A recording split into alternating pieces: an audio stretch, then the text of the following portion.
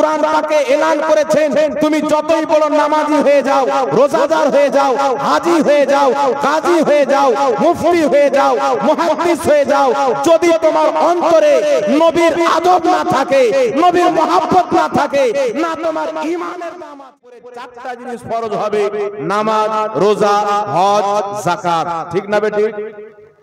জোরে বলে। আপনাকে একটা উদাহরণ দিচ্ছি, শরীয়তের ফতোয়া হলো একজন ব্যক্তিকে আল্লাহ পাক 60 বছর বয়স দান করেছেন, 60 বছর। ওই ব্যক্তি 40 বছর পর্যন্ত হালাতে কুফরিতে ছিলেন, অমুসলিম, ইহুদি বা খ্রিস্টান বা অন্য কোন ধর্মের ব্যক্তি। 40 বছর বয়সে ওই ব্যক্তিকে আল্লাহ হেদায়েত দিল। ওই ব্যক্তি চিন্তা করলো যে এখন আমি মুসলমান হব। তো 40 বছর বয়সে ইসলাম ধর্ম গ্রহণ করলো। তো শরীয়ত বলছে যেই 40 বছর সেই কুফরি অবস্থায় ছিল, সেই 40 বছরের নামাজ তাকে পড়তে হবে না, কারণ নামাজ কাফিরের উপরে ফরজ নাই। কথা বুঝিয়েছে? নামাজ বেদিনের উপরে ফরজ নাই, নামাজ কাফিরের উপরে ফরজ নাই, না নামাজ ফরজ, না রোজা ফরজ, না হজ যাকাত ফরজ। যেই ব্যক্তির ঈমান আছে ওই ব্যক্তির নামাজ আছে, যার ঈমান নাই তার নামাজ নাই। বলেন সুবহানাল্লাহ।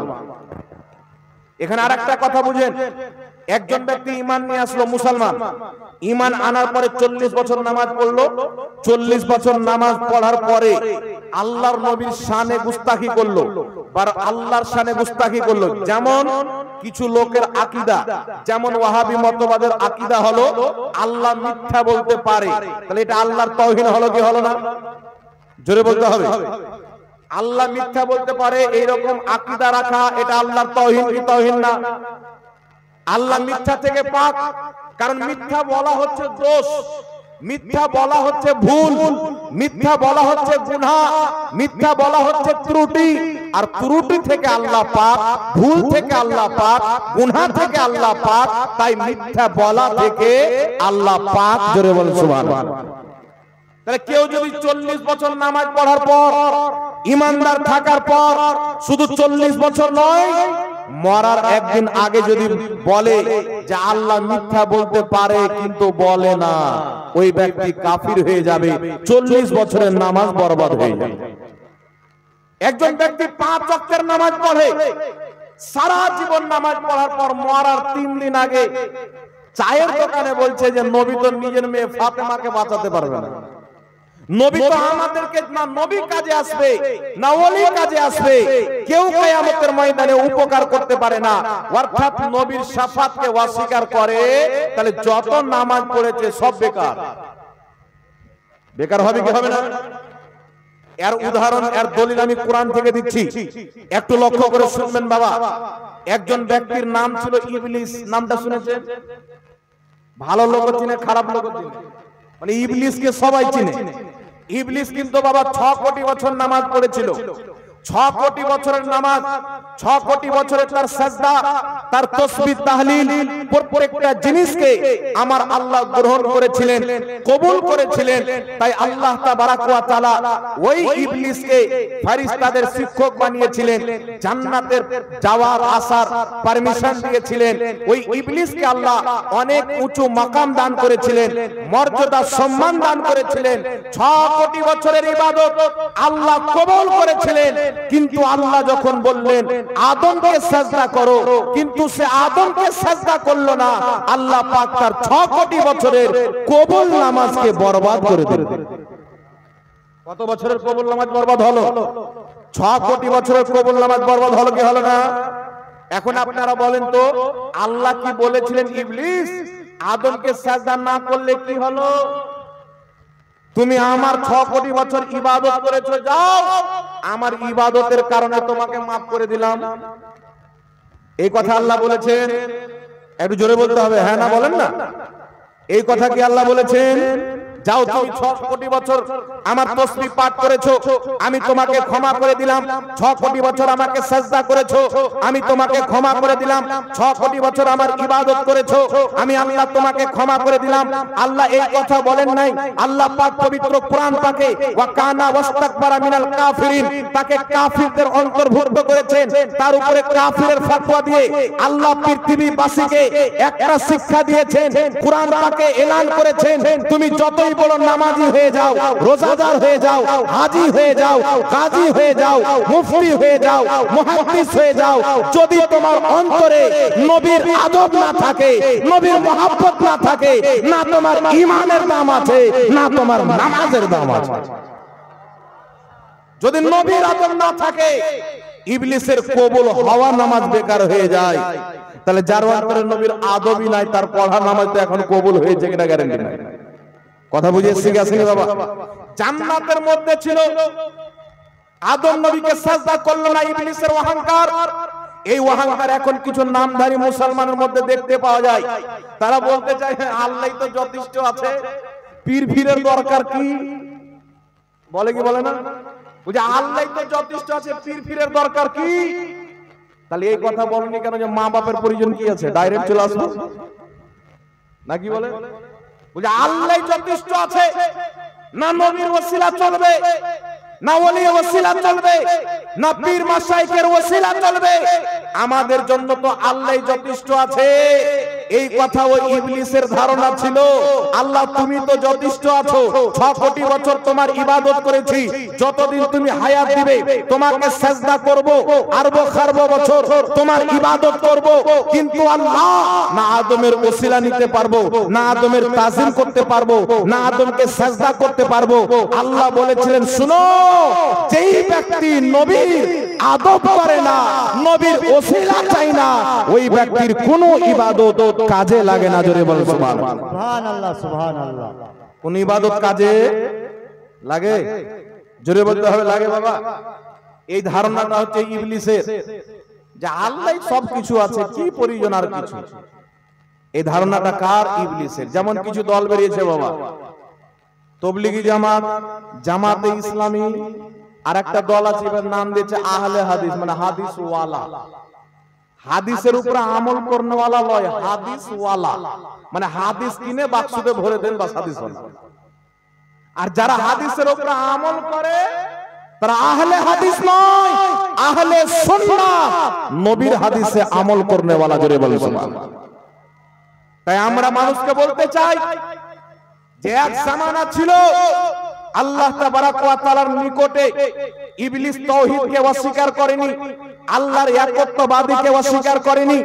ফেরেশতারা একদিকে, ইবলিস একদিকে।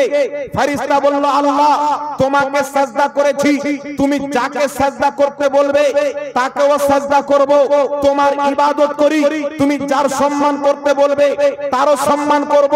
আর ইবলিস বলেছিল, আল্লাহ শুধু তোমারই সম্মান করব, তোমারই তাজিম করব, তোমারই সিজদা করব, তোমারই ইবাদত করব। একদিকে ফেরেশতা, আল্লাহ তোমার ইবাদত করি, তুমি যাকে যাকে মানতে বলবে তাকে তাকে মানবো। ইবলিস বলছিল শুধু তোমাকে মানবো। আল্লাহ বলেছিল, যারা আমার নবীকেও মানে, আমাকেও মানে, তারা হলো জান্নাতি, যারা শুধু আমাকে মানে তারা হলো জাহান্নামী। বলেন সুবহানাল্লাহ। যারা বলে শুধু আল্লাহকে মানো তারা জাহান্নামী। এই কথা কিন্তু বাবা ইবলিস বলেছিল। কথা বুঝিয়েছে আপনাদের? তাই আমরা কি ইবলিসের মতন তাওহীদ মানবো না ফেরেশতার মতো? ইবলিসি তাওহীদ চলবে না। তাওহীদ মানতে গেলে জিবরিল আমিনের মতন তাওহীদ মানতে হবে, মালাকুতি তাওহীদ মানতে হবে, ফেরেশতাদের মতো তাওহীদ মানতে হবে। যেখানে আল্লাহর মহব্বত থাকবে, আল্লাহর মহব্বতের নিচে নবীর মহব্বত থাকবে, তার নিচে সাহাবা আহলে বাইতের মহব্বত থাকবে, আউলিয়া কিরামের মহব্বত থাকবে। শুধু এটা না আল্লাহকে মেনে নিলাম হয়ে গেলাম। আরে আল্লাহকে তখন মানা হবে যখন আল্লাহ যাদেরকে মানতে বলেছেন আপনি তাদেরকে মানবেন। বলেন সুবহানাল্লাহ। আল্লাহ বলছেন উমুককে মানো, উমুককে মানো, আর আপনি বলছেন না মানবো না, তাহলে আল্লাহকে মানা হলো? একজন যুবক এসে বলছে, হুজুর আমি আমার বাপ মাকে খুব দেখি, আমার গ্রামে আমার মতন আমার বাপ মায়ের সেবা কেউ করে না। পরে খবর মিলছে যে বাপকে যখন অসুখ হয় তখন বাড়ি থেকে পালিয়ে যায়। মানে ওষুধ কিনে দিবে না, টাকা নাই, ইলাজ করে না, বাপকে নিয়ে যেতে হবে কলকাতা, কিন্তু বাড়িতে বসে পড়ে আছে, কলকাতা নিয়ে যেতে পারবে না। তাহলে ওর বাপকে মানা হলো বাবা, বাপের সম্মান করি কিন্তু বাপকে দানা দেব না, আলাদা ভিন্ন করে খাচ্ছি। মাকে মহব্বত করি, মায়ের সম্মান করি, কিন্তু মা অসুখ হয়ে গেলে ডক্টরের বাড়ি নিয়ে যায় না, বাবার জমি বিক্রি করে যায়। তাহলে বাপকে মাকে মানা হলো? কথা বলে মানা হলো? তাই বেরাদের ইসলাম, আহলে সুন্নাত ওয়াল জামাতের মতন তাওহীদ মানতে হবে, তবেই পাবেন জান্নাত। জোরে বলতে হবে সুবহানাল্লাহ। এইবার চলে আসেন বেরাদের ইসলাম, মহান রব্বুল আলামিন বলেন লা তা'তাযিরু কাদ কাফারতুম বাদা ঈমানিকুম, তুমি ঈমান নিয়ে আসার পরে কাফির হয়ে গেছো। এই কথাটা আল্লাহ কাকে বলেছিলেন? তাফসীরে নাসাফির মধ্যে উল্লেখ রয়েছে, হাদিস লিপিবদ্ধ রয়েছে। নবী পাক সাল্লাল্লাহু আলাইহি সাল্লামের জামানায় একজন সাহাবীর উটনি হারিয়ে গেল। আমার আপনার নবী বললেন, তোমার উটনি অমুক জঙ্গলে রয়েছে। তো এই কথা শুনে একজন মুনাফিক বাইরে গিয়ে বলছেন যে মুহাম্মদ সাল্লাল্লাহু আলাইহি সাল্লাম বলে অমুকের উটনি অমুক জায়গাতে রয়েছে, কিন্তু আমরা মুনাফিক তার ভেষ মুসলমান ভেষে তার ক্ষতি করছি, আমাদেরই খবর রাখে না। মুহাম্মদ কি গায়েব জানে? মুহাম্মদ বলছে তোমার উটনি অমুক জায়গাতে আছে, অমুক জঙ্গলে আছে, তো মুহাম্মদ তো গায়েব জানে না। তো আল্লাহ বলছেন জিবরিল যাও, কারণ নবীর ইজ্জতের কথা আসলে আল্লাহ আয়াত নাযিল করতে বিলম্ব করেন না। যেখানে যেমন প্রয়োজন পড়ে আল্লাহ নিজের নবী মুস্তাফার সম্মানকে বয়ান করে। জোরে বলে সুবহানাল্লাহ। আল্লাহ জিবরিল আমিনকে আয়াত দিয়ে পাঠালেন, ওয়ালা ইন সাআলতাহুম লা ইয়াকুলুন্না ইন্নামা কুন্না নাখুদু ওয়া নালআবু কুল আবিল্লাহি ওয়া আয়াতিহি ওয়া রাসূলিহি কুনতুম তাস্তাহজিউন। আল্লাহ বলছেন মাহবুব, তুমি তাদেরকে যদি জিজ্ঞাসা করো এই কথা কি বলেছো যে মুহাম্মদ গায়েব জানে না, তারা বলবে আমরা তো মাজাক করছিলাম, আমরা তো ঠাট্টা করছিলাম, আমরা তো এরকমই মাজাক করছিলাম। আল্লাহ বলছেন বাহানা করিও না, তোমরা কি আল্লাহর আয়াতকে ঠাট্টা করো, আল্লাহর নবীকে ঠাট্টা করো, বাহানা করিও না। লা তা'তাযিরু কাদ কাফারতুম বাদা ঈমানিকুম, তুমি তো ঈমান নিয়ে এসেছিলে, আমার নবী ইলমে গায়বকে অস্বীকার করার কারণে কাফির হয়ে গেছে। জোরে বলেন সুবহানাল্লাহ। তাহলে ঈমান আনার পরে কি বললো? নবী গায়ব জানে না। কুফরির ফতোয়া কে দিল? আল্লাহ। তাহলে এই কোরআনের বিধান শুধু 1450 বছর পূর্বে ছিল না, কিয়ামত পর্যন্ত? কথা বলতে হবে বাবা। কোরআন পাকের বিধান শুধু 1500 বছর পূর্বে চলতো না, আজও চলে। কিয়ামত পর্যন্ত কোরআনের বিধান জারি থাকবে। কিয়ামত পর্যন্ত কোন ব্যক্তি যদি বলে নবী ইলমে গায়ব জানে না, ওর উপরে কোরআনের ফতোয়া কুফরির ফতোয়া লাগে। কারণ নবী আল্লাহর জানাতে গায়ব জানে। কথা বুঝে গেছে না বাবা? আল্লাহর জানাতে জানে, আল্লাহ যতটুকু জানিয়েছেন ততটুকু জানে, এই বিশ্বাস রাখতে হবে। আল্লাহ কতটুকু জানিয়েছেন, আল্লাহ তাবারাক ওয়া তাআলা আমার আপনার নবীকে প্রথম সৃষ্টি থেকে নিয়ে কিয়ামত পর্যন্ত জান্নাতীদের জান্নাতে, জাহান্নামীদের জাহান্নামে যাওয়া পর্যন্ত সমস্ত শিক্ষা আল্লাহ আমার নবীকে দান করেছেন। জোরে বলতে হবে সুবহানাল্লাহ। সুবহানাল্লাহ। বেশ। এবার আসেন বিরাদর ইসলাম, আরেকটা কথা আপনাকে বলি। আল্লাহ পাকের কোরআন পৃথিবীতে আল্লাহ পাঠিয়েছেন মানুষকে হেদায়েত দেওয়ার জন্য, না কি বলেন? যে কোরআন পড়ে মানুষ হেদায়েত অর্জন করবে। আচ্ছা, দুনিয়াতে অনেক কিতাব আছে, সেই কিতাবের মধ্যে ভুল আছে। বুখারী শরীফের মধ্যে পর্যন্ত ভুল আছে। বুখারীর মধ্যে একটি হাদিস আছে, নবী পাক সাল্লাল্লাহু আলাইহি সাল্লামের স্ত্রী আম্মা জান আয়েশা বলছেন, হুজুর আপনার ইন্তিকালের পরে সর্বপ্রথম আপনার কোন স্ত্রীর আপনার সাথে সাক্ষাৎ হবে? তো নবী পাক বললেন, তোমাদের মধ্যে যার হাত লম্বা বেশি। তো মা আয়েশা বলছেন, আমরা হাত নাপতে আরম্ভ করলাম, পরে বুঝতে পারলাম যে দান বেশি করে। মানে হাত লম্বা মানে যে দান বেশি করে, সাদকা বেশি করে। তো নবী পাকের স্ত্রীগণের মধ্যে সবচাইতে বেশি দান করতেন হযরতে যায়েনব রাদিয়াল্লাহু তাআলা আনহা। আর নবী পাকের পরে তিনার যে স্ত্রী ইন্তিকাল করেছিলেন তিনি হচ্ছেন যায়েনব রাদিয়াল্লাহু তাআলা আনহা। কথা বুঝেছে? কিন্তু ইমাম বুখারী ওই বুখারী শরীফের হাদিসে হযরতে যায়েনবের নাম উল্লেখ না করে মিস্টেকে বা টাইপিং এ ভুল হয়ে থাকুক অন্য করে নাম ভরে দিয়েছে। এত যারা হাদিস বিশারদ, হাদিসের সারা লিখেছেন, তাশরী লিখেছেন, তিনারা এই ভুলটা সংশোধন করে দিয়েছেন। কিন্তু একমাত্র কোরআন যেটা নির্ভুল কিতাব, জোরে বলতে হবে। একমাত্র কোরআন যার মধ্যে কোনো ভুল নাই, একমাত্র কোরআন যার মধ্যে কোনো ত্রুটি নাই, একমাত্র কোরআন যেই কোরআন পাকে সমুদ্রের তলার জ্ঞান আছে, সাত আকাশের জ্ঞান, সাত জমিনের জ্ঞান আছে। জোরে বলেন সুবহানাল্লাহ। কিন্তু আল্লাহ তাবারাক ওয়া তাআলার কোরআন সবাই আমরা জানি হেদায়েতের জন্য। কোরআন যে পড়বে ঈমান তাজা হবে, কোরআন পাকে আমল করবে জান্নাতি হয়ে যাবে, আল্লাহর ওলি হয়ে যেতে পারে। এই পবিত্র কোরআন পাক মানুষকে হেদায়েত দিতে এসেছেন, কিন্তু আল্লাহ বলছেন কোরআন পড়ে হেদায়েতও পাবে, গুমরাহও হবে। আল্লাহ বলছেন কোরআন পড়ে অনেক লোক হেদায়েত পাবে, অনেক লোক গুমরাহ হবে। এটা কোরআনেরই কথা। তাহলে আমরা তো সবাই জানি কোরআন পড়ে হেদায়েত পাবে, ঠিক না ঠিক? কিন্তু কোরআন পড়ে গুমরাহ হবে এটা বুঝতে পারলাম না। কিন্তু বাবা এই জামানাতে যারা আছেন তারা বুঝতে পেরেছে। এই জামানাতে আমরা বুঝতে পেরেছি যে কোরআন পড়ে কেন গুমরাহ হবে। এখন নতুন নতুন ফিরকার নতুন নতুন কোরআনের অনুবাদ। একটি দল বেরিয়েছে জামাতে ইসলামী নামে দল। এই দলটা একটি কোরআনের অনুবাদ করেছে। এই দলের প্রতিষ্ঠাতা হচ্ছে আবুল ওলা মওদুদী। এর নবী নিজের ফ্যাক্টরিতে তৈরি করত। আচ্ছা বলেন তো, নবী তৈরি করা যায়? বিস্কিট তৈরি করা যায়, সাবুন তৈরি করা যায়, নবী তৈরি করা যায় না? আল্লাহর দাওয়াত জিনিস। জোরে বলেন। এটা আল্লাহর পক্ষ থেকে আল্লাহ যাকে ইচ্ছা করেন নবী বানায়। আল্লাহ ছাড়া কেউ নবী বানাতে পারে না। কিন্তু মওদুদী বাড়িতে বসে নবী বানাতো। তার লেখা কিতাব তাফহিমাত প্রথম খণ্ড 42 নম্বর পৃষ্ঠা, পাকিস্তান কারাচির ছাপ। কিতাবটি আমার কাছে রয়েছে। লিখছে রাম, শঙ্কর, লক্ষ্মণ, এগুলো সব আল্লাহর নবী। বাড়িতে বসে আব্বার দেওয়া ধর্ম নবী বানিয়ে দিল ফ্যাক্টরি। তো কাল কোন গাঁজা খেলে এসে বলবে যে আমার একটা চাচা ছিল নবী পাকের জামানার পূর্বে, ও ওর জামানার নবী ছিল, চলবে? জি, রাম, কৃষ্ণ, লক্ষ্মণ এরা সব আল্লাহর নবী। কি করে বুঝলে? বলছে এদের চরিত্র, এদের আখলাক যখন পড়ি তো নবীর মতো মনে হয়। চিন্তা করেন, আপনি গস পাকের আখলাক পড়েন, নবী পাকের এক চুল আখলাকের বিরুদ্ধে পাবেন না, সেম টু সেম নবীর আখলাকের মতো। তাই কি গস পাককে আমরা নবী বলতে পারবো? জি। আর এই গাধা বলছে আর নবী আছে, আবুল ওলা মওদুদী। একে খাড়ো কে করলো? এর বাড়ি হচ্ছে হায়দ্রাবাদ, জন্মস্থান হায়দ্রাবাদে, পরে পাকিস্তান গিয়েছিল পাঞ্জাবে। আল্লামা ইকবাল, ডক্টর ইকবাল তাকে ডেকেছিল। পাকিস্তানের পাঞ্জাবে বসবাস করতে করতে একটা দল তৈরি করলো। দলটার নাম দিল জামাতে ইসলামী। জামাতে ইসলামী দল তৈরি করে আস্তে আস্তে কিতাব লিখতে আরম্ভ করলো। তার কিছু আকীদা আপনাদেরকে গনিয়ে দিচ্ছি। তার আকীদা হচ্ছে যে নবীগণ মাসুম না।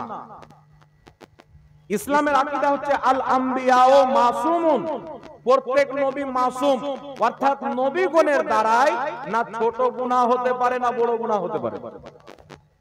এখন আপনি বলবেন যে আদম আলাইহিস সালাম তো একটা ফল খেয়েছিলেন, আল্লাহ খেতে নিষেধ করেছিলেন, তাহলে এটা গুনাহ হলো না? না, এটা গুনাহ না। এটা হচ্ছে খাতায়ে ইজতিহাদি। মুজতাহিদ যখন ইজতিহাদ করে কোরআন সুন্নাহ থেকে কোনো মাসলা বের করে বা কোনো কাজ করে, কাজটা যদি সঠিক হয় 2 নেকি পাবে, ভুল যদি হয় 1 নেকি পাবে। এটা মুজতাহিদ। তো আদম আলাইহিস সালামের ওটা খাতায়ে ইজতিহাদি ছিল, অত কোনো গুনাহ নয়। আমরা যদি ভুল করি, একজন গাড়ি চালাচ্ছে ভুল করে দেয়, 10টা লোকের উপরে চাপিয়ে দেয়, তো মার্ডার হয়ে যায়। আপনি যদি ভুল করেন তো মার্ডার হয়ে যেতে পারে, ঈমানও চলে যেতে পারে। কিন্তু আদম আলাইহিস সালাম একটা খাতায় ইজতিহাদি করেছে, সারা দুনিয়া আবাদ হয়ে গেছে, বলেন সুবহানাল্লাহ। একটা খাতায় ইজতিহাদির কারণে ওই আদমের সন্তান নূহ আলাইহিস সালাম, ইব্রাহিম আলাইহিস সালাম, আমার নবী, আপনার নবী, আপনি আমি আজকে যে এখানে আছি, আদম আলাইহিস সালামের ফল খাওয়ার কারণে। ফল যদি না খেতেন জান্নাত থেকে বের হতো না। তাহলে ওটা কোন ভুল ছিল? এটা আমার আপনার ব্রেন আসবে না। তাই নবীগণ মাসুম আকীদা রাখতে হবে। কিন্তু আবুল ওলা মওদুদী নিজের সাওয়ালাত কিতাবের মধ্যে কি লিখছেন? স্পষ্ট ভাবে নিজের রিসালার মধ্যে লিখতেছে যে মুসা আলাইহিস সালাম কবিরা গুনাহ করেছেন। মুসা আলাইহিস সালাম কবিরা গুনাহ করেছেন, মানে বড় গুনাহ করেছেন। এটা হচ্ছে আবুল ওলা মওদুদীর মত। তাহলে যেই ব্যক্তি বলবে যে নবীগণের ব্যাপারে যে বড় গুনাহ করেছেন, কবিরা গুনাহ করেছেন, ওই লোকটার ঈমান থাকতে পারে? তারপরে লিখছে কি শুনেন, তারপরে লিখছেন যে হযরত উমর ফারুক রাদিয়াল্লাহু তাআলা আনহু অনেক সিদ্ধান্ত ভুল করেছেন। লিখছে খোলাফায়ে রাশিদিন যারা নবীর খলিফা তাদের আদেশ গ্রহণ করা যাবে না, কিন্তু আমার আপনার নবী বলছেন আলাইকুম বিসুন্নতি ওয়া সুন্নতি খোলাফায়ে রাশিদিন আল মাহদিয়িন, আমার সুন্নাত আমার খলিফাদের সুন্নাত তোমাদের জন্য জরুরি। জোরে বলুন সুবহানাল্লাহ। নবী বলছেন আমার সুন্নাত মানো, আমার খলিফাদের সুন্নাত মানো, আর এ বলছেন নবীর খলিফার হুকুম সুন্নাত আমল করা যাবে না, মানা যাবে না। এটা তো কয়েকটা শুনলাম, হাজারো গুমরাহি আকীদা কুফরিয়া আকীদা এই লোকটার মধ্যে বিদ্যমান। এই লোকটা একটি নতুন মাযহাব তৈরি করলো যার নাম দিল জামাতে ইসলামী। একে দাঁড় কে করালো ইংল্যান্ড থেকে ইংরেজরা যে তুমি একটা ফিরকা তৈরি করো। গোলাম আহমদ কাদিয়ানীকে দাঁড় করে কাদিয়ানী ফিরকা তৈরি করলো ইহুদি নাসারারা। আবুল ওলা মওদুদীকে দাঁড় করিয়ে জামাতে ইসলামী ফিরকা তৈরি করলো। মুহাম্মদ বিন আব্দুল ওয়াহাব নজদীকে কিনে দাঁড় করিয়ে ওয়াহাবি আহলে হাদিস মতবাদকে জন্ম দিল। কাসিম নানতাউইকে খরিদ করে আপনার দেওবন্দি মতবাদকে জন্ম দিল। কিন্তু আলহামদুলিল্লাহ আহলে সুন্নাত ওয়াল জামাতের আজ পর্যন্ত কোনো আলিমকে না কোনো টাকা কিনতে পেরেছে, না কোনো সম্পদ কিনতে পেরেছে। ইমামে আহলে সুন্নাত আলা হযরত সুন্নিদের ইমামের নিকটে নানপাড়ার বাদশার চেলা এসে বলছে আপনি তো অনেক সুন্দর কবি লেখেন, একবার আমাদের বাদশাদের শানে লেখেন, আপনাকে ধন সম্পদ দিয়ে মালামাল করে দিব। আলা হযরত লিখছেন করো মদহা আহলে তওয়াল রাজা পড়ে ইস বালা মে মেরি বালা मैं गदा हूं अपने करीम का मेरा दीन पा रहा है।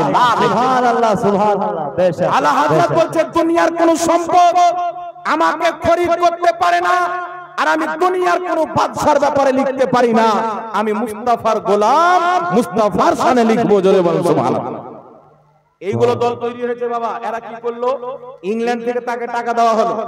আমরা আহলে সুন্নাত ওয়াল জামাত আমাদের মুফতি কয়েকটা নাম বলছি, আপনারা হয়তো চিনতে পারবেন। মুফতি আমজাদ হোসেন সিমনানি, নাম শুনেছেন?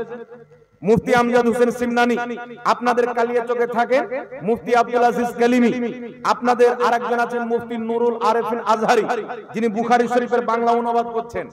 তো আমাকে একদিন ফোন করছে যে মুফতি সাহেব আপনাকে বুখারী শরীফ ছাপাবো, 50,000 টাকা দিতে হবে। আমরা আপনি কমপ্লিট করেন ইনশাআল্লাহ দিব। আমরা একটা কিতাব লিখে ছাপাতে পারি না। মুফতি আমজাদ সিমনানি সাহেবের লেখা অনেক কিতাব পিডিএফ করে আমরা মানুষকে পাঠাই, কিন্তু আমরা ছাপাতে পারি না বাবা, টাকা লাগবে কিনা। আর ইয়ারা ফ্রিতে কিতাব বন্টন করে। কিসে? ফ্রিতে বন্টন করে। শোরুমের মাল কোনোদিন ফ্রিতে বন্টন হয় না, ক্যাচড়া মাল গ্রামে ভ্যানে করে রিকশাতে করে বিক্রি করে। তো মওদুদির আকীদা হলো ক্যাচড়া, তার কোরআন পাকের অনুবাদ হলো ক্যাচড়া। এই ক্যাচড়া ফ্রিতে কোরআন বন্টন করে, কিন্তু আহমদ রাজার কানজুল ঈমান ফ্রিতে পাওয়া যায় না। খরিদ করে পড়ে দেখবেন দুনিয়ার সমস্ত অনুবাদকে এক পাল্লাতে রেখে আহমদ রাজার অনুবাদকে এক পাল্লাতে রাখেন। আল্লাহর কসম খেয়ে বলি আলা হযরতের অনুবাদকৃত কোরআন পাকের মধ্যে না কোনো ভুল আছে, না কোনো ত্রুটি আছে। বলুন সুবহানাল্লাহ। তাকবীর, नारे तकबीर, नारे रिसालत, नारे हैदरी, मस्तक आला हजरत, मस्तक आला हजरत, नारे तकबीर, नारे रिसालत। কারণ তিনি যখন কোরআন পাকের অনুবাদ করেন আল্লাহর শানকেও বজায় রেখেছেন, নবীর শানকেও বজায় রেখেছেন।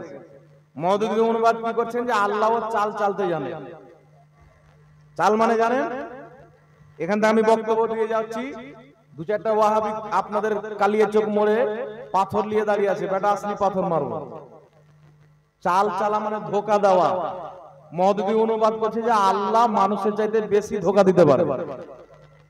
নাউজুবিল্লাহ বলবেন না? আল্লাহ যদি মানুষকে ধোকা দিত তাহলে কি করতো? সুন্দর রোড দেখে চালাতো আর রোডকে ফেড়ে ঢুকিয়ে দিত না, কি বলেন? তাহলে কত রকমের নোংরা আকীদা দেখেন।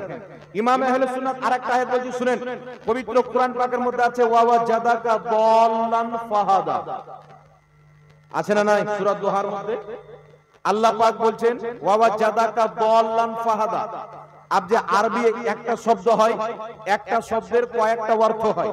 যেমন ইংলিশে ওয়ার্ড আছে, তো এমন ওয়ার্ড আছে যার কয়েকটা মানা বের হয়, আছে না নাই ভাই? এরকম আরবি শব্দ আছে, একটা শব্দের অর্থ অনেক রকম হয়। তো ওয়াওয়াজাদাকা দাল্লান, ওয়াহাবি অনুবাদ করছে, হে নবী আপনাকে পথভ্রষ্ট পেলাম তো আমি আল্লাহ হেদায়েত দিলাম। আবুল আলা মওদুদি বলছেন আপনাকে রাস্তা থেকে একটু ইদিক উদিক পেলাম তো আপনাকে রাস্তা দেখিয়ে দিলাম। মানে বিভিন্ন রকম অনুবাদ করেছে যে আমাদের নবী রাস্তা চিনতো না, পথভ্রষ্ট ছিল, বিভিন্ন রকমের অনুবাদ। কিন্তু আমাদের সুন্নি জামাতের ইমাম আলা হযরত অনুবাদ করছেন, হে নবী আপনাকে সিও মোহাব্বতে আত্মহারা পেলাম, নিজের দিকে রাস্তা দিয়ে দিলাম। কত সুন্দর অনুবাদ। আর এর তরজমা করছেন নবী আপনাকে পথভ্রষ্ট পেলাম। তো নবী যদি পথভ্রষ্ট থাকে দুনিয়াকে হেদায়েত কে দিবে? তোর আব্বা? নবী যদি পথভ্রষ্ট থাকে তো হেদায়েত কে দিবে বাবা? উনি তো জগৎকে হেদায়েত দিতে এসেছেন। তাই আমার নবী বলছেন বইস্তু মুআল্লিমান, আমি পৃথিবীর শিক্ষক হয়ে দুনিয়াতে এসেছি। আরে আমরা দুনিয়াতে এসে স্কুলে গিয়ে শিক্ষা মাদ্রাসাতে গিয়ে শিক্ষা অর্জন করি, দুনিয়াতে এসে ইউনিভার্সিটিতে গিয়ে শিক্ষা অর্জন করি, কিন্তু একমাত্র মা আমিনার লাল আব্দুল্লাহর নয়নতারা মুহাম্মদুর রাসূলুল্লাহ পৃথিবীর কোন শিক্ষা প্রতিষ্ঠানে শিক্ষা অর্জন করেননি, স্বয়ং আল্লাহ শিখিয়েছেন। জোরে বলেন সুবহানাল্লাহ। সুবহানাল্লাহ। উনি হচ্ছেন আল্লাহর ছাত্র, আল্লাহর বান্দা।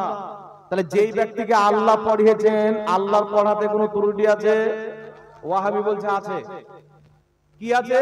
বলছে নবী লিখতে জানতো না, পড়তে জানতো না। মানে আল্লাহ তো সব শিখিয়েছে কিন্তু লিখতে পড়তে শিখায়নি, এই ত্রুটিটা ধরা আছে। এটা মানতে পারেন? জি।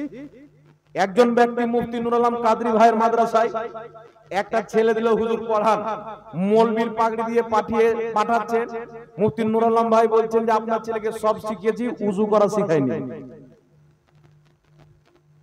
তাহলে লোকটা কি বলে? মৌলবীর পাগড়ি পেয়ে গেল, উযু করতে জানে না। মাথা খারাপ কি খারাপ না? বলবে কিনা? তো আমার আল্লাহ আমার নবীকে শিখিয়েছেন, পড়তেও শিখিয়েছেন, লিখতেও শিখিয়েছেন। কুরআন পাকের একটি আয়াত আছে, মেহবুব এর আগে আপনি লেখেননি, এর আগে আপনি পড়েননি। এর আগে আপনি লেখেননি, এর আগে আপনি পড়েননি। আর এরা বলছে লিখতে জানতো না, পড়তে জানতো না। দুটার মধ্যে আসমান জমিন তফাৎ আছে না নাই বাবা? জোরে বলে তফাৎ আছে না নাই? তাই আমাদের আর ওয়াহাবিদের মতভেদ হচ্ছে আকীদাকে নিয়ে। আমাদের কিছু লোক এদের বক্তব্য শুনছে। একটা লোক আপনাদের কালিয়াচক থেকে ফোন করেছে, একটা যুবক ছিল, বলছে হুজুর আমি কালিয়াচক থেকে বলছি, কি বলছো বলো?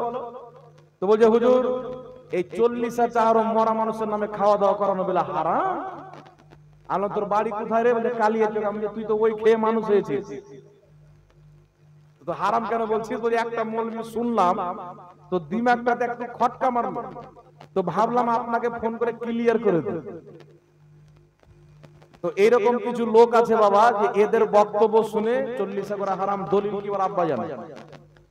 আপনি লক্ষ্য করবেন ওয়াহাবিরা হারাম বলে, দলিল নাই। হারাম বলার দলিল নাই, অথচ শরীয়ত বলছে কোন জিনিসকে হারাম বলতে গেলে কুরআন পাকের অকট্ট দলিল লাগবে বা হাদিসে মুতাওয়াতির লাগবে। আর বলছে অমুক হারাম, দলিল নাই। বলছে মরা মানুষের নামে খাওয়া দাওয়া করানো হারাম। দাওয়াত দেন তো ভাদর মাসের কুকুরের মতো এসে খাবে। হারাম বলে কিন্তু আপনি দাওয়াত দেন তো গপ গপ করে খাবে। একজন ওয়াহাবি আমাকে এসে বলছে হুজুর মরা গরু কি আর চারা খায়? মানে গরু মরে যাওয়ার পর ওর মুখে যদি ঘাস দেন তো খাবে। তো মানুষের উদাহরণ দিচ্ছে মরা গরুর সাথে। আমি বললাম এ তো সাধারণ, এতে ভালো করে বুঝবে না। আমি ওকে বললাম মরা গরুর চারা খায় না। আপনার বাপ মা মরলে গরু হয়ে যায়, ছাগল হয়ে যায়, খাই না। আমাদের বাপ মরলে বাপ থাকে, মা মরলে মা থাকে, আমাদের চারা খাই, তাই আমরা করি। কথা বুঝেছে বাবা? সিনা পুলে বলছে আমরা 40 চাহরণ করি না। তো আমরাও তো করি না, কিন্তু গরু মরলে ছাগল মরলে, গরু ছাগল মরলে 40 চাহরণ হয়, তো মানুষ মরলে কেন হয়? সাহাবায়ে কেরামের জামানায় গরু মরেছে, ছাগল মরেছে, ইসালে সওয়াব হয়নি। মানুষ মরেছে, ইসালে সওয়াব হয়েছে। আর জোরে বলতে হবে সুবহানাল্লাহ। তো সাহাবায়ে কেরামের জামানায় গরু মরলো, ছাগল মরলো, ইসালে সওয়াব হলো না। আর আপনারা করেন না, তো আপনাদের মানুষ গরু ছাগল থাকলে করিয়েন না। সাহাবার মানুষ মরেছে তো করেছেন। আপনাদের সম্মুখে কয়েকটি দলিল দিচ্ছি বাবা, লক্ষ্য করে শুনবেন। এই বিষয়টা একটু ক্লিয়ার করে দিই, মানুষের ব্রেনে ঘুম ঢুকে যায়। একটা লোক আছে, ওর বেটির বিয়ে দিয়েছে ওয়াহাবির বাড়ি। আচ্ছা বেটিকে যার বাড়িতে বিয়ে দিবেন তার মতন হতে কিন্তু টাইম লাগবে না। মানে শ্বশুর শাশুড়ি দেওর ভাসুর সব ওর কানে লাগা থাকবে, আর টাইম থাকবে। তো একটা মাস্টার বিয়ে দিচ্ছে তার মেয়ের ওয়াহাবির বাড়িতে, মাস্টারের স্ত্রী ইন্তিকাল করে যায় 5-6 বছর পর, মেয়ে ফোন করে বলছে আব্বা 40 আর চাহারুম যদি করো মা ডাইরেক্ট জাহান্নামে যাবে। মাস্টার ডরে গেল, বাপরে আমার স্ত্রী জাহান্নামে চলে যাবে, এই বেটা 40 আর চাহারুম করলো না। বুঝতে পারছেন, মানে জান্নাত জাহান্নামের বাড়িতে তৈরি করছে, যেমন আবুল আলাহ মওদুদী নবী তৈরি করছে। এ 40 আর চাহারুম খাওয়া যাবে না, অনেক মৌলবি বলছে সুমার চাইতেও হারাম,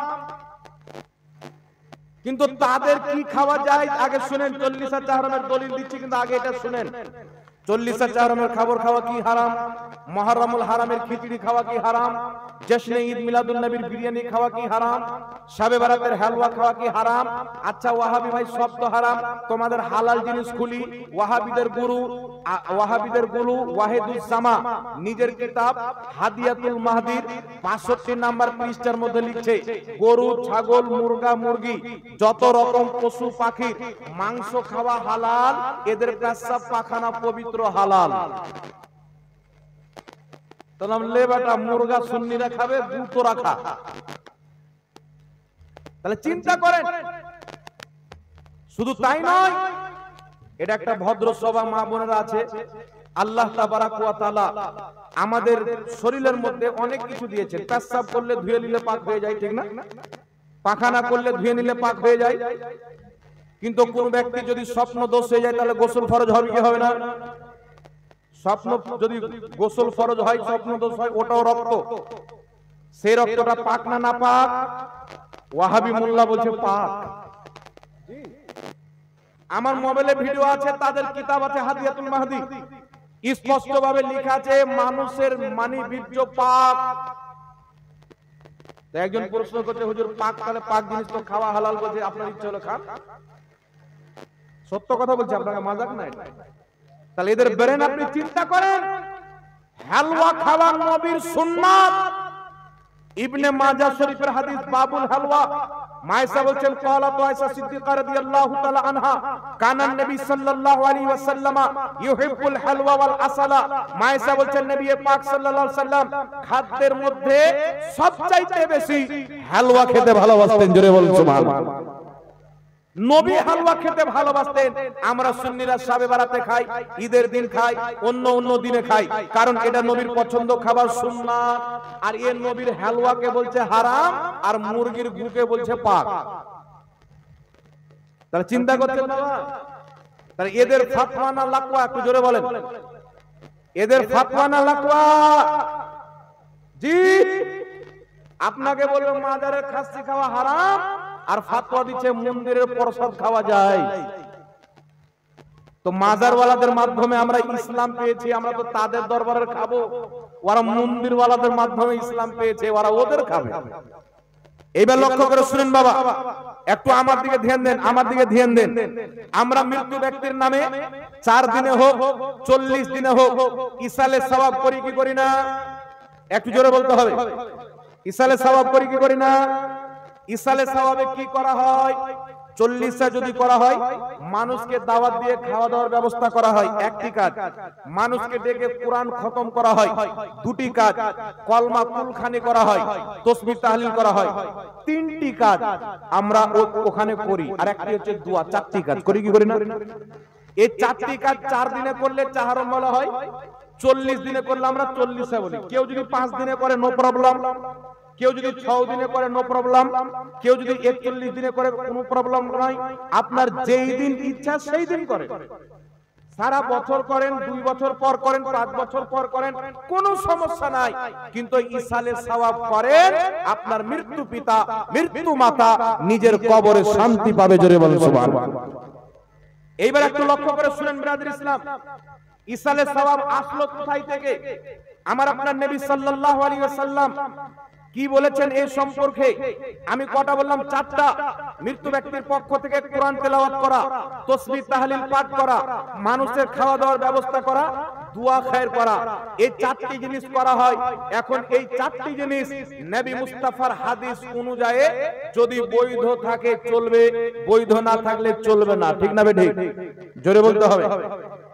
কিন্তু এমন বৈধ যে কিয়ামত পর্যন্ত কেউ অবৈধ প্রমাণ করতে পারবে না। সর্বপ্রথম আপনাদের সম্মুখে দলিল দিব, মৃত্যু ব্যক্তির পক্ষ থেকে কোরআন তেলাওয়াত করা যাবে কিনা। আমার দিকে একটু লক্ষ্য করে শুনেন। একজন ওয়াহাবির সাথে আমার কথা হলো, সেই বলছে মৃত্যু ব্যক্তির পক্ষ থেকে কোরআন তেলাওয়াত করা যাবে না, হারাম বা নাজায়েজ বিভিন্ন রকমের ফতোয়া দিল। আমি তাকে দলিল দিলাম, উঠাও পবিত্র কোরআন, উঠাও হাদিস শরীফ। সর্বপ্রথম দলিল দিলাম মাজমাউজ জাওয়াইদের মধ্যে হাদিস। মাজমাউজ জাওয়াইদের মধ্যে হাদিস কি? নবী পাক সাল্লাল্লাহু আলাইহি ওয়াসাল্লামের সাহাবী তাবি হযরতে লজলজ রাহমাতুল্লাহ আলাইহি, ইনি হচ্ছেন তাবি, ইনার বাপ হচ্ছেন সাহাবী। তিনার বাপ ইন্তিকালের পূর্বে নিজের ছেলে তাবেঈ লজলজ রাহমাতুল্লাহ আলাইহিকে বলছে, বেটা আমি যখন মারা যাব, আমাকে কবরস্থ করার পর আমার কবরের পায়ের দিকে সূরা বাকারার প্রথম অংশ পাঠ করবে, মাথার দিকে শেষ অংশ পাঠ করবে। একটু জোরে বলতে হবে সুবহানাল্লাহ। সাহাবী নিজের সন্তানকে কি বলছেন? যে আমার কবরের পাশে কোরআন তেলাওয়াত করবে, এই রকম বলতে আমি আমার নবীকে শুনেছি। মানে মৃত্যু ব্যক্তির জন্য কোরআন তেলাওয়াত করা সাহাবী আমার নবী থেকে দলিল পেয়েছে। একটু জোরে বলতে হবে সুবহানাল্লাহ। তারপর শুনেন, ইমাম জালালউদ্দিন সিয়ুতী রাহমাতুল্লাহ আলাইহি নিজের কিতাব শারহুস সুদুরের মধ্যে লিখতেন, কি লিখতেছেন?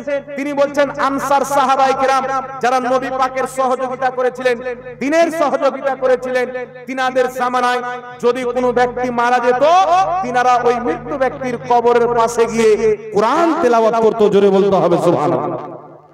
শুধু তাই নয়, নবী পাক সাল্লাল্লাহু আলাইহি সাল্লামের সহিহ হাদিস, নবী পাক বলছেন তোমরা মৃত্যু ব্যক্তির জন্য সূরা ইয়াসিন তেলাওয়াত করো, তোমরা মৃত্যু ব্যক্তির জন্য সূরা মুলুক তেলাওয়াত করো। আমার নবীর বিভিন্ন হাদিস রয়েছে। তাই এই সমস্ত হাদিসকে একত্রিত করে বড় বড় ইসলামিক বিজ্ঞানগণ, বড় বড় ইসলামিক বিদ্বানগণ, ফুকাহায়ে কেরাম, মুহাদ্দিসিনে কেরাম ফতোয়া কি দিয়েছেন? বিশ্ববিখ্যাত ফকিহ ইমাম ইবনে কুদামা রাহমাতুল্লাহ আলাইহি নিজের কিতাব আল মুগনি, সৌদি আরব থেকে ছাপানো, আলহামদুলিল্লাহ কিতাবটি আমি কিনেছি। সেই কিতাবের মধ্যে ফতোয়া দিয়েছে, যুগ যুগ থেকে মুসলমান নিজের বাবা মারা যাওয়ার পর, মা মারা যাওয়ার পর, ছেলে মেয়ে আত্মীয় স্বজন মারা যাওয়ার পর মানুষকে ডেকে একত্রিত করে শহরে হোক, দিহাতে হোক, যে কোনো জায়গার মুসলমান হোক, মৃত্যু ব্যক্তির জন্য কোরআন তেলাওয়াত করে, আর সেই তেলাওয়াতের সওয়াব মুর্দার কবরে যায়। ইজমাউল মুসলিমিন, এই বিষয়ে মুসলমানদের ইজমা আছে, ঐক্যমত আছে, কাউরির কোনো মতভেদ নাই। জোরে বলুন সুবহানাল্লাহ। তাহলে বুঝা কি গেল? 700-800 বছর পূর্বে এই বিষয়ে কাউরির কোনো মতভেদ ছিল না। এটা সাহাবার যুগ থেকে চলে আসছে, মৃত্যু ব্যক্তির পক্ষ থেকে কোরআন তেলাওয়াত করা, আর সেই তেলাওয়াতের সওয়াব মুর্দার কবরে যায়। জোরে বলুন সুবহানাল্লাহ। এইবার আমি আরেকটি দলিল দিলাম। বিশ্ববিখ্যাত মুহাদ্দিস, যার কিতাব পড়ে মৌলভী আলিম হয়, ইমাম জালালউদ্দিন সিয়ুতী রাহমাতুল্লাহ আলাইহি নিজের কিতাব শারহুস সুদুরের মধ্যে লিখতেছেন, মানুষজনকে ডেকে মৃত্যু ব্যক্তির জন্য কোরআন তেলাওয়াত করা এটা জায়েজ আছে, আর ওই তেলাওয়াতের সওয়াব মুর্দার কবরে যায়। জোরে বলুন সুবহানাল্লাহ। লামাযহাবী যারা নিজেকে বলে আহলে হাদিস, ওয়াহাবী নজদীদের লেখা কিতাব ফাতাওয়া সানাইয়ার মধ্যে লেখা আছে, জীবিত ব্যক্তি যখন মৃত্যু ব্যক্তির পক্ষ হতে কোরআন তেলাওয়াত করে, সেই তেলাওয়াতের সওয়াব মুর্দার কবরে আমার আল্লাহ পৌঁছিয়ে দেয়। জোরে বলুন সুবহানাল্লাহ। আমার আল্লাহ পৌঁছিয়ে দেয়। অসংখ্য দলিল দ্বারা প্রমাণিত, ওয়াহাবীদের কিতাব ও দলিল, মুহাদ্দিসদের ফতোয়া রয়েছে, ফুকাহায়েদের ফতোয়া রয়েছে, নবী পাকের সহিহ হাদিস বিদ্যমান, মৃত্যু ব্যক্তির পক্ষ থেকে কোরআন তেলাওয়াত করা জায়েজ আছে। জোরে বলতে হবে সুবহানাল্লাহ। এইগুলো দলিল যখন বললাম, ওয়াহাবী বলছেন হুজুর এতগুলো দলিল যখন আছে তাহলে তেলাওয়াত করা অবশ্যই জায়েজ, মানে জায়েজ মানলো। তারপরে বলছে তো ভাড়া করে লোক নিয়ে এসে লাভটা কি হুজুর? ভাড়া করা লোক নিয়ে এসে লাভ কি? মানে কেন? ও যে আমার বাপ মারা গেল, আমি কোরআন তেলাওয়াত করব, আমি দোয়া করব, ভাড়া করা হুজুর কেন নিয়ে আসবো? ভাড়া করা খালতিপুর মাদ্রাসার তালিব ইলম কেন নিয়ে আসবো? ভাড়া করা মৌলবি কেন নিয়ে আসবো? গ্রামের লোক কেন নিয়ে এসে কোরআন তেলাওয়াত করব? এই যে ভাড়া করে ডেকে নিয়ে এসে কোরআন তেলাওয়াত করা, এটা হচ্ছে বিদআত, এটা হারাম। আমি ওকে বললাম তোমার বাপ মায়ের বিয়ে যে মৌলবি পড়িয়েছিল ওটা ভাড়া করা ছিল না, তোমার বাপের জন্ম দেওয়া বেটা ছিল। জি, ওয়াহাবীদের মসজিদের ইমাম কি টাকা দিয়ে রাখে না এমনি রাখে? কথা বলতে হবে বাবা। তখন ভাড়া করা ভুলে যায়। ঈমানের পরে সর্বোচ্চ ফরজ হচ্ছে নামাজ। এই জোরে বলেন ঠিক না ঠিক? এলাকাতে কিছু লোক বেরিয়েছে বলছে আমার কবর আমার পীর সাহেব চলে আসলো, নামাজের দরকার নাই। হ্যাঁ, ওর পীরের খবর কি হবে আল্লাহ জানে। আমাদের নবীর নামাজ মাফ হয়নি, আল্লাহ বলছেন মেহবুব সারা পৃথিবীর উপরে 5 ওয়াক্তের নামাজ ফরজ করেছি, তোমার উপরে 6 ওয়াক্তের ফরজ করলাম। রাতের নামাজ আমার নবীর উপরে ফরজ ছিল, জিজ্ঞাসা করবেন মুফতি সাহেবকে। তো আমার নবী সর্বশ্রেষ্ঠ ব্যক্তি, আল্লাহর পরে সবচাইতে মর্যাদাওয়ালা, তিনার উপর আরো নামাজ বেশি ফরজ। আর এখন কিছু লোক বেরিয়েছে যে আমাদের কবর আমাদের পীর সাহেব চলে আসবে, নামাজের দরকার নাই। এই মাল আছে না নাই বাবা? যে পীরের কি খবর হবে, তোর কি খবর হবে? মর আগে মইরা দেখ, তারপর বুঝতে পারবি। আবু বকর সিদ্দিকের জুতোর ধুলার সামান নয় আজকের কোন পীর। আমার নবীর কদমের ধুলার যা সম্মান, আজকের কোন পীরের অত সম্মান নাই। পীর ধরা শরীয়তে হারাম নয়, পীরের মুরিদ হওয়া সুন্নাত জায়েজ হতে হবে, কিন্তু পীরের মুরিদ হলে নামাজ মাফ হয়ে যায়। কোথায় পেল? এ ভণ্ড কি ভণ্ড না বাবা? জোরে বলতে হবে। যেই মৌলবি বলছে আমাদের কবরে আমাদের পীর আসবে, ওই মৌলবির জালসা শোনাটাই হচ্ছে হারাম। ওকে তওবা করতে হবে, কালমা পড়ে মুসলমান হতে হবে, নচেত ওই মৌলবির বক্তব্য শোনা যাবে না।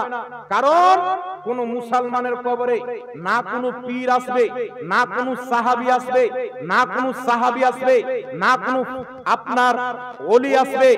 মুসলমানদের কবরে আসবে তো তাদের রাসূল মুহাম্মদুর রাসূলুল্লাহ আসবে। বলেন সুবহানাল্লাহ। নবী আসবে আমাদের কবরে। আপনার পীর মারা গেলে পীরের কবরে নবী যাবে। আমার পীর ইন্তিকাল করেছেন, আমার পীরের কবরে নবী গেছেন। নবী সবারই কবরে আসবে, কিন্তু কোন মুরিদের কবরে কোন পীর আসবে শরীয়তে দলিল নাই। এই দলিল তৈরি হয়েছে বাজারে। কথা বুঝে এসছে বাবা? আপনাকে যদি কোনো পীর বলে আমার হাতে মুরিদ হয়ে যাও, নামাজের প্রয়োজন নাই, তাহলে মনে করবেন যে মুসলমানই লয়, তো পীর কি করে হতে পারে? ইসলামের ফতোয়া হলো আল্লাহ প্রত্যেক মুসলমানের উপরে নামাজকে ফরজ করেছেন। যদি কোনো ব্যক্তি নামাজকে হালকা মনে করে, হালকা, ও কাফির হয়ে যায়। নামাজকে হালকা মনে করলে কাফির হয়ে যাবে, নামাজকে ফরজ না মনে করলে কাফির হয়ে যাবে, নামাজকে হাকির মনে করলে কাফির হয়ে যাবে। কোন ব্যক্তি যদি বলে নামাজ আল্লাহ ফরজ করলে পড়লেও হবে, না পড়লেও হবে, ও কাফির, ওর বউ তালাক। তাহলে কোন পীর যদি বলে আমার মুরিদ হয়ে যাও, নামাজ লাগবে না, ও তো পাক্কা কাফির, ওর স্ত্রীটাও ওর স্ত্রী নাই, তাহলে ওর হাতে মুরিদ হওয়া যাবে? আর আশা করি কেউ যদি পীর থাকে এরকম কথা বলবে না। এগুলো মুরিদরা ভাসিয়ে দেয়, কিছু মুরিদ ভাসিয়ে দেয়, আরে মুরিদ হয়ে যাও আর নামাজের দরকার পড়বে না। খবরদার মুসলমান, একজন মুসলমানের কোন অবস্থায় কোন হালাতে নামাজ মাপ নাই। জোরে বলতে হবে সুবহানাল্লাহ। সুবহানাল্লাহ। মাপ আছে? কারা কারা বলছেন মাপ আছে? হাত উঠান দেখি। কওরির মাপ নাই, ঠিক না বেঠিক? জোরে বলতে হবে। তো নামাজ পড়া লাগবে কি লাগবে না বাবা? তো নামাজ হচ্ছে ঈমানের পরে সর্বোচ্চ ফরজ, ঠিক না বেঠিক? আপনি পীরের মুরিদ হন, মুরিদ হওয়া কোরআন থেকে প্রমাণিত। পবিত্র কোরআন সূরাতুল ফাতহা আয়াত নাম্বার 10, সাহাবা আমার নবীর হাতে বাইত হয়েছেন। সূরাতুল মুমতাহিনা আয়াত নাম্বার 12, সাহাবায়ে কেরামের স্ত্রীরা পর্দার আড়াল থেকে নবীর কাছে বাইত গ্রহণ করেছেন। নবী পাকের ইন্তিকালের পর বুখারীতে হাদিস, মুসলিমে হাদিস, অনেক কিতাবে হাদিস রয়েছেন। কেউ আবু বকর সিদ্দিকের কাছে মুরিদ হয়েছেন, কেউ হযরত ওমর ফারুকের কাছে মুরিদ হয়েছেন। তিনাদের পরে কারবালার মাটিতে ইমামে হুসেনের হাতে অনেক লোক বাইত গ্রহণ করেছেন, অনেক আবার ইয়াজিদের হাতে বাইত গ্রহণ করেছেন। মানে ইয়াজিদ ছিল ভণ্ড পীর, হুসেন ছিল অরিজিনাল পীর। জোরে বলেন না সুবহানাল্লাহ। সুবহানাল্লাহ। ইয়াজিদি পীর মানা যাবে না, হুসাইনি পীর ছাড়া যাবে না। জোরে বলেন সুবহানাল্লাহ। শাহ ওয়ালিউল্লাহ মুহাদ্দিস দেহলভী রাহমাতুল্লাহ আলাইহি নিজের রিসালার মধ্যে লিখেছেন, মুরিদ হওয়া হচ্ছে সুন্নাত। বিশ্ববিখ্যাত ফতোয়ার কিতাব ফাতাওয়া তাজুশ শরিয়ার মধ্যে লেখা আছে মুরিদ হওয়া সুন্নাতে কাদিমা মুস্তামেরা। তাই বিরাদর ইসলাম, মুরিদ হওয়া সুন্নাত, অবশ্যই নবীর সুন্নাতকে ছাড়বেন না, মুরিদ হবে। কিন্তু বিরাদর ইসলাম, একটা কথা মনে রাখতে হবে, পানি পিও ছানকে পীর পাকড়ো পেহচান দেন। পীরের নামে মার্কেট গরম হয়েছে, বাজার গরম হয়েছে, আছে না নাই? পাঞ্জাবে একটা জায়গাতে গেলাম, আমাদের ভারতের পাঞ্জাবে একটা পীর আছে, এরকম বড় বড় বালা পায়, আর কানে ওই যে মা বোনরা দেয় কি বলে, রিং না কি বলে, কানবালি, কানের দুল। তো এত বড় দুল লটকাছে মনে হচ্ছে ট্রাক্টরের পিছনকার চাক্কা খুলে টায়ার হটিয়ে আর রিং লাগিয়ে দিয়েছে। আর ও আবার পীর, কথা বুঝেছে বাবা? কিছু পীর আছে লোক পাও মেলে দিয়েছে, লে বেটা আই সাজদা করার যা। তো কোন পীর যদি মুরিদকে সাজদা করায় ও পীর? এই জোরে বলেন না। সাজদা আল্লাহ ছাড়া কাউকে করা যাবে না। আল্লাহ ছাড়া কাউকে সাজদা চলবে না। কোন পীর তো পীর, আমার আপনার নবী যিনি সারা পৃথিবীর পীর, নবীগণেরও পীর, আমার আপনার নবীর দরবারে সাহাবা বলছেন হুজুর ইয়ামান দেশের বাদশাকে দেখলাম তার মান্যওয়ালারা তাকে সেজদা করছে, আমরা মনে ভাবলাম আপনি তো দোজাহানের বাদশা, আপনাকে সেজদা করি। নবী বললেন খবরদার, আল্লাহ ছাড়া কাউকে সেজদা করা বৈধ নয়। যদি বৈধ হতো আল্লাহ পাক আদেশ দিতেন সর্বপ্রথম মহিলাদেরকে তাদের স্বামীকে সেজদা করতে বলতেন। কিন্তু ইসলামে আল্লাহ ছাড়া কাউকে সেজদা করা যাবে না। তো যদি মুহাম্মদ রাসূলুল্লাহকে সেজদা করা হারাম হয়, তোর পীর কত বড় লাভ সাহেব বেটা? জি, পীর মানে আমি হারাম বলছি না, আমি নিজে আলহামদুলিল্লাহ পীরের মুরিদ। বড় পীর আব্দুল কাদের জিলানী পীরের মুরিদ, খাজা মঈনুদ্দিন চিশতি পীরের মুরিদ, ইমামে আজম আবু হানিফা পীরের মুরিদ, ইমাম সানাআনী পীরের মুরিদ। আপনার হাজারো দুনিয়াতে এমন কোন ওলি নাই, আল্লাহ ওয়ালা নাই যার পীর নাই। আরে জোরে বলেন না সুবহানাল্লাহ। তাই বিশ্ববিখ্যাত মুফাসসির ইমাম ফখরুদ্দিন রাজি রাহমাতুল্লাহ আলাইহি নিজের কিতাব তাফসীরে কবিরের 11তম খণ্ড 198 নম্বর পৃষ্ঠা, বেইরুত লেবাননের ছাপ, সেই কিতাবের মধ্যে বলেছেন নিজের জামানার সমস্ত হক্কানি পীর মুর্শিদের অন্তরে মুহাব্বতকে রেখে, আদবকে রেখে একজনের হাতে বাইত হতে হয়। জোরে বল সুবহানাল্লাহ। আর একটু জোরে বলতে হবে সুবহানাল্লাহ। তাই ব্রাদার ইসলাম, ওই পাঞ্জাবের একে দেখলাম নামাজ নাই, রোজা নাই, কিছু নাই, বড় বড় ফটো চিপকে রেখেছে। আচ্ছা বলেন তো বাবা, কোন মুরিদ যদি বলে যে আমার পীরের ফটো আমার ঘরে রাখবো, এটা জায়েজ না না জায়েজ? জোরে বলেন। শুধু না জায়েজ নয়, হারাম। মুতাওয়াতির হাদিস থেকে প্রমাণিত হারাম।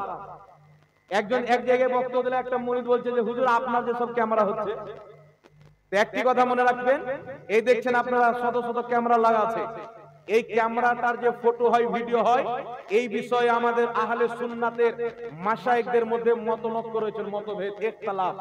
আর নবী বলেছেন আমার উম্মতের ইখতিলাফ হচ্ছে রহমত। এগুলো ফুরুই মাসলাতে ইখতিলাফ। অনেকে বলছেন নাজায়েজ হারাম, তারা করে না। যিনারা বলছেন নাজায়েজ হারাম তিনারা করছেন, তিনারা তিনাদের ফতোয়াতে আমল করবে, কোনো গুনাহ হবে না। তিনারা তিনাদের ফতোয়াতে আমল করবে, কোনো গুনাহ হবে না। জোরে বলুন সুবহানাল্লাহ। কিন্তু যেটা কাগজে ফটো আছে, বাড়িতে চিপকানো হয়, মানি ব্যাগে রাখা হয়, পকেটে ভরা হয়, যেই ফটো কাগজে আছে, সারা পৃথিবীর সমস্ত আহলে সুন্নাতের উলামা একমত, কাগজের ফটো তোলা, ঘরে চিপকানো, আপনার ট্রাক্টরে লাগানো, গাড়িতে চিপকানো, এটা স্পষ্ট হারাম। এতে কাউরির কোনো মতভেদ নাই। জোরে বলুন সুবহানাল্লাহ। একমাত্র প্রয়োজনে, যেমন পাসপোর্ট, বুঝেছে, পাসপোর্ট, আধার কার্ড, ভোটার কার্ড, ব্যাংকের প্রয়োজন, রেশনের প্রয়োজন, মমতা খালার লক্ষ্মী ভাড়ের প্রয়োজন, তখন জায়েজ আছে। বুঝতে পেরেছেন? প্রয়োজনে জায়েজ আছে, অপ্রয়োজনে জায়েজ নাই। না কোনো পীরের ফটো, না কোনো নবীর ফটো, এ তো আরো বেশি হারাম। কোন ব্যক্তি যদি নামাজের বাইরে হারাম কাজ করে, হারাম, আর নামাজের ভিতরে করলে আরো বেশি হারাম হবে কি হবে না? ভালো জায়গাতে গিয়ে হারাম কাজ। তাহলে যেমন এই যে আপনার এবার হজ হলো, আলহামদুলিল্লাহ আপনাদের দোয়াতে আমরা আমাদের আব্বা মাকে হজ করতে পাঠিয়েছি, এখন আছেন। 18 তারিখে বোম্বে ফ্লাইটে নামলাম। তো হজ করতে গিয়ে একটা ভিডিও দেখলাম, একজন পাঠিয়েছে আমাকে। এই হজ করতে গিয়ে হাজিরা সব বসে আছে, আর 4টা লোক পাত্তা খেলছে, তাস। জি আল্লাহর কসম, আমি দেখেছি ভিডিও। ওই জায়গাতে গিয়ে পাত্তা খেলছে। তাহলে ভারতে খেলছিল, গুনাহ কি গুনাহ না? আর ওইরকম আরবের মতন মাটিতে গিয়ে খেলছে, তাহলে আরো বেশি গুনাহ হবে কি হবে না বাবা? জি, গুনাহ কবিরা হবে কি হবে না? তাহলে চিন্তা করেন মুসলমানের অবস্থা কি হচ্ছে। তাই ব্রাদার ইসলাম, বুঝে সুঝে কাজ করতে হবে, পীর অবশ্যই মানতে হবে। ইমাম যাহাবী রাহমাতুল্লাহ আলাইহি তারিখে ইসলাম কিতাবের মধ্যে সহিহ সনদে হাদিস নিয়েছেন। হযরতে আব্দুল্লাহ ইবনে উমর রাদিয়াল্লাহু তাআলা আনহুমা মারফু সূত্রে বর্ণনা করছেন যে একজন পীর তার মুরিদের কাছে এমন যেমন নবী তার উম্মতের কাছে। জোরে বলুন সুবহানাল্লাহ। এটা সহিহ হাদিস দ্বারা প্রমাণিত। কিন্তু বাবা কিছু লোক বেশি বাড়াবাড়ি করে কি করেছে, দুই একটা ভণ্ড পীরকে দেখেছে, বলছে সব পীর মানা হারাম। এও বাড়াবাড়ি, ঠিক না বেঠিক? দুই একটা গাঁজাখোর পীরকে দেখে বলছে সব পীর মানা হারাম। এটা একটা গাঁজাখোরি লোকের ফতোয়া হতে পারে, সুস্থ মস্তিষ্কের ব্যক্তির ফতোয়া হতে পারে না। আপনারা দেখবেন ওয়াহাবি মৌলবীরা বলে পীর মুরিদি চলবে না, বলে কি বলে না? কিন্তু আমাদের চাইতে বেশি পীর ওয়ারা মানে। আচ্ছা বাবা বলেন তো, পীর হচ্ছে ফার্সি শব্দ, নামাজ হচ্ছে ফার্সি শব্দ, রোজা হচ্ছে ফার্সি শব্দ। নামাজের কেউ যদি আরবি দেখতে চায় কুরআন হাদিসে সালাত শব্দ পাবে, রোজার যদি আরবি দেখতে চায় কুরআন হাদিসে সিয়াম শব্দ পাবে। সেই রকম পীরের যদি আরবি দেখতে চায় তাহলে শেখ শব্দ পাবে। কি শব্দ পাবে? শেখ। একটা উদাহরণ আপনাদেরকে দিই, জ্ঞানী গুণী লোক আপনারা বসে আছেন। মুফতি নূর আলম সাহেব কাদরি বড় ভাই আমার ফতোয়া দিচ্ছেন যে পানি পান করা যায়, ওয়াটার পান করা হারাম। তাহলে মসজিদে আপনারা রাখবেন, বলবেন যে আমাদের মৌলবি পাগলা হয়েছে রে, এ মৌলবি আর চলবে না, চেঞ্জ কর, না কি বলেন? আর যদি বলে যে পানি পান করা হারাম, ওয়াটার পান করা যায়, তাহলে মানুষ মনে করে আর ব্রেন টাল হয়েছে যে বাঙালি থাকার যোগ্য না, একে ঝাড়খণ্ডের রাঁচি নিয়ে যায়। আর রাঁচিতেও যদি না হয়, ভারতের সবচাইতে বড় পাগলাখানা আগ্রাতে নিয়ে যাও। উত্তরপ্রদেশে বলে না আগ্রা, আগ্রাতে নিয়ে যাও, না কি বলেন? তো এইরকম হচ্ছে ওয়াহাবিদের অবস্থা। সুন্নিরাকে বলে পীর পূজারি। আচ্ছা পীর মানা যদি পীর পূজারি হয়, ও তো বাপ মাকেও মানে, তাহলে ওরা বাপ পূজারি হলো না, কি বলে? মানলে কি পূজা করা হয় বাবা? জোরে বলেন। মানা আলাদা, পূজা আলাদা। ওরা আমাদেরকে বলে পীর মানা চলবে না, অমুক ধুমুক 12-17 বলে ফতোয়া দেয়, কিন্তু ওরা নিজের প্রত্যেকটা মৌলবীর নামের আগে বলে শেখ। মানে ওদের সব মৌলবী পীর।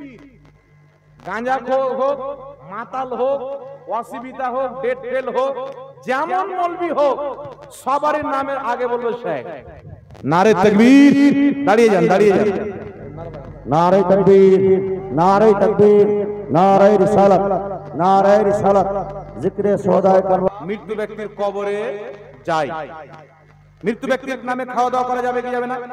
ইমাম জালালউদ্দিন সিউতি শারহুস সুদুরের মধ্যে লিখেছেন, মৃত্যু ব্যক্তির পক্ষ থেকে গরিব মিসকিন আত্মীয় স্বজনকে খাওয়া দাওয়া করানো এটা জায়েজ আছে। কিন্তু বিরাদর ইসলাম আমাদের দিকে একটা জিনিস হয়, ওরা বিয়ের মতন ভোজ ভান্ডার লাগিয়ে দেয়। তো মৃত্যু ব্যক্তির নামে 40,000 মিসালে সওয়াব করলে গরিব মিসকিন গুলোকে দাওয়াত দেন বেশি করে। কথা বুঝেছে? এদেরকে খাওয়াবেন নাকি বেশি আপনার পিতা মাতার কবরে যাবে। একটি হাদিস শুনিয়ে দিই, 950 বছর পূর্বের কিতাব হিলিয়াতুল আউলিয়া, ইমাম আবু নঈম আসবাহানী রাহমাতুল্লাহ আলাইহির লেখা কিতাব। সেই কিতাবের মধ্যে সহিহ সনদে হাদিস নিয়েছেন ইমাম জালালউদ্দিন সিউতি রাহমাতুল্লাহ আলাইহি নিজের কিতাব আল হাবিলিল ফাতাওয়া প্রথম খণ্ড 230 পৃষ্ঠার মধ্যে হাদিসটি উল্লেখ করে বলছেন, রেজালুহু রেজালুস সহিহ। হাদিসের বর্ণনাকারী হযরতে তাউস রাহমাতুল্লাহ আলাইহি বিখ্যাত তাবেঈ, তিনি বলছেন, ইন্নাল মাউতা ইয়াফতানুনা ফি কুবুরিহিম সাবআ ফাকানু ইস্তাহিবুনা আই ইয়াতআমা আনহুম তিলকাল আইয়াম। হযরতে তাউস রাহমাতুল্লাহ আলাইহি বলছেন, আমাদের জামানায় যখন কোনো ব্যক্তি মারা যেত, তো আমাদের ধারণা ছিল মৃত্যু ব্যক্তি নিজের কবরে 7 দিন পর্যন্ত কঠিন অবস্থায় থাকে, তার কারণে আমরা সেই মৃত্যু ব্যক্তির পক্ষ থেকে 7 দিন পর্যন্ত মানুষকে খাওয়া দাওয়া করাতাম। জোরে বলুন সুবহানাল্লাহ। এটা তাবিন ও করতেন, সাহাবাও করাতেন। তাই সাহাবা এবং তাবিন থেকে আমরা দিন নিয়েছি, তখন থেকে চলে আসছে মৃত্যু ব্যক্তির পক্ষ থেকে খাওয়া দাওয়া করানো হয়। আরো অনেক দলিল আছে, অল্প করে বলছি যেহেতু হাজরাত চলে এসেছেন। আরেকটা কথা হচ্ছে, মানুষকে দাওয়াত দিয়ে কোরআন তেলাওয়াত করা যাবে কি যাবে না? সুনানুদ দারমির মধ্যে হাদিস, যেই হাদিসকে ইমাম নববী রাহমাতুল্লাহ আলাইহি নিজের কিতাব আল আজকারের মধ্যে উল্লেখ করে বলেছেন, হাদা হাদিসুন সহিহুন, এই হাদিসের সনদ হচ্ছে সহিহ। সাহাবায়ে কেরাম এবং তাবেঈনগণ নিজের জামানাতে যারা শুদ্ধভাবে কোরআন তেলাওয়াত করতে জানতেন, তাদেরকে দাওয়াত দিয়ে একত্রিত হয়ে কোরআন তেলাওয়াত করে খতম করতেন, তারপরে দোয়া করতেন। তিনারা বলছেন, আমাদের এটা বিশ্বাস যে কোরআন খতম করার পরে দোয়া কারেন্টের মতন কবুল হয়ে যায়। জোরে বলতে হবে সুবহানাল্লাহ।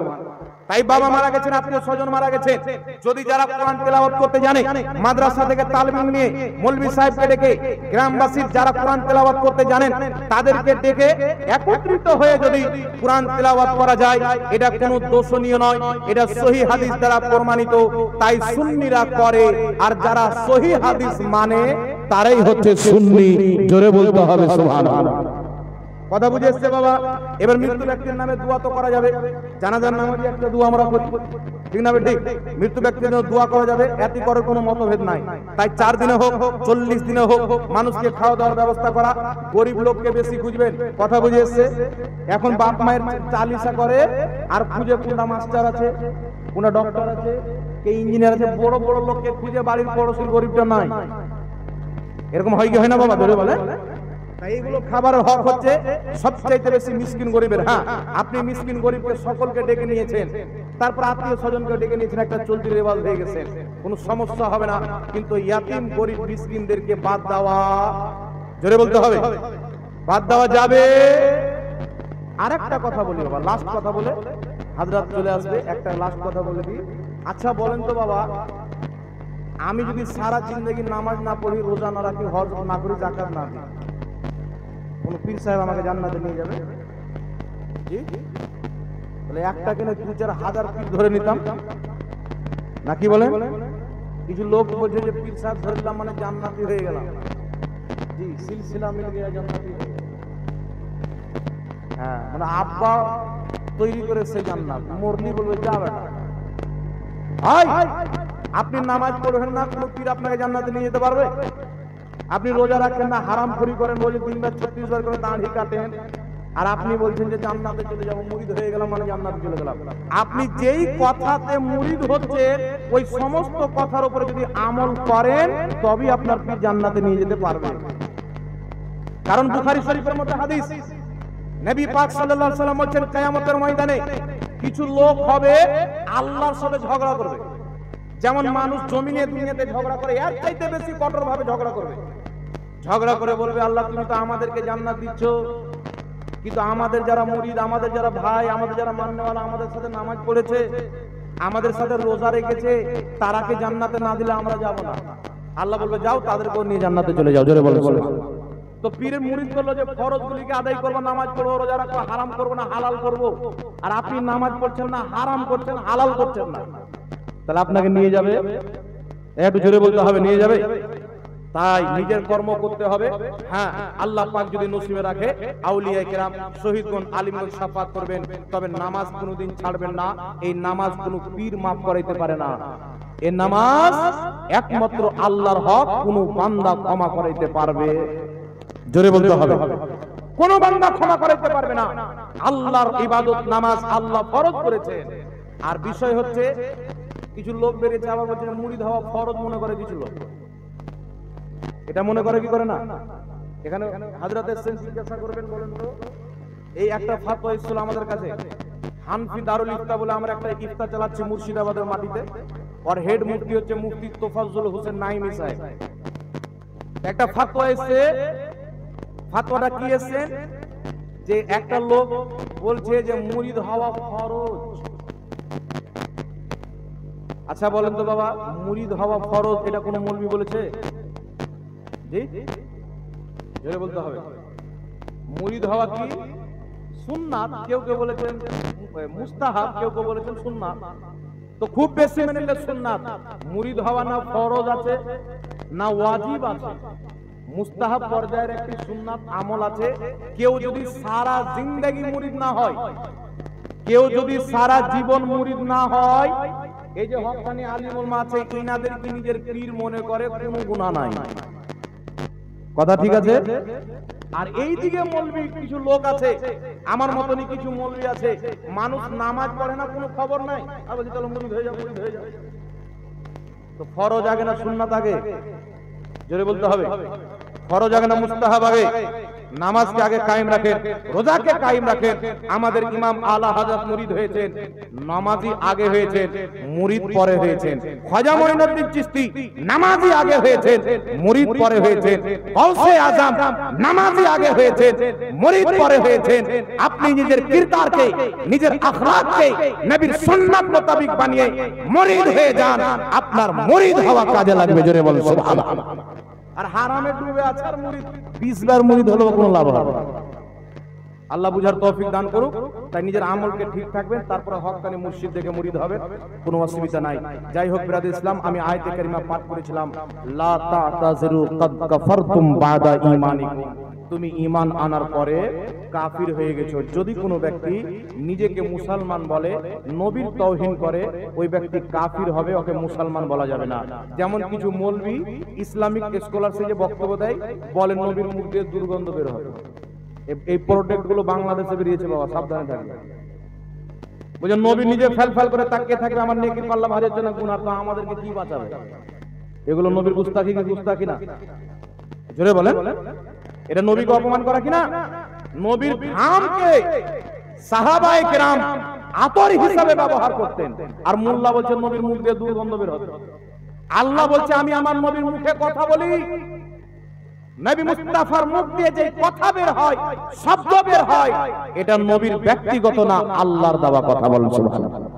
তাই যেই নবীর ঘামে খুশবু, যেই নবীর জামাতে খুশবু, যেই নবীর রাস্তাতে চলে গেলে রাস্তা খুশবুদার হয়ে যায়, ওই নবীর মুখ দিয়ে দুর্গন্ধ বের হতো বলনেওয়ালা নবীর গুস্তাখ কি গুস্তাখ নয়। তাই এই রকম ওয়াহাবি দেওবন্দি মার্কেটে বেরিয়েছে, ইউটিউবে বেরিয়েছে, এদের বক্তব্য শোনা ইমানদার মুসলমানদের জন্য হারাম এবং নাজায়েজ রয়েছে, আপনার ঈমানকে ধ্বংস করে দিবে। আপনি বক্তব্য শুনবেন আহলে সুন্নাত ওয়াল জামাত, সুন্নি জামাতের আলিমদের। ঠিক আছে বাবা, হাত তুলে বলেন না একটু ঠিক আছে কিনা। বক্তব্য শুনবেন কার? সুন্নি জামাতের আলিমদের বক্তব্য শুনবেন, তাদের বক্তব্য শুনবেন, তাদের সাথে সম্পর্ক রাখবেন। কোন মৌলবি দেখছেন ব্যাকা বলছে, মুফতি নূর আলম ভাইকে এসে দেখাবেন, দেখেন তো এই মৌলবিটা এটা বলছে, সঠিক মশলাটা আপনাকে বুঝিয়ে দিবে। আল্লাহ বুঝার তৌফিক দান করুক, সকলের ঈমান আমলের হিফাজত করুক। ওয়া আখির দাওয়ানা আনিল হামদুলিল্লাহি রাব্বিল আলামিন। আসসালামু আলাইকুম ওয়া রাহমাতুল্লাহ।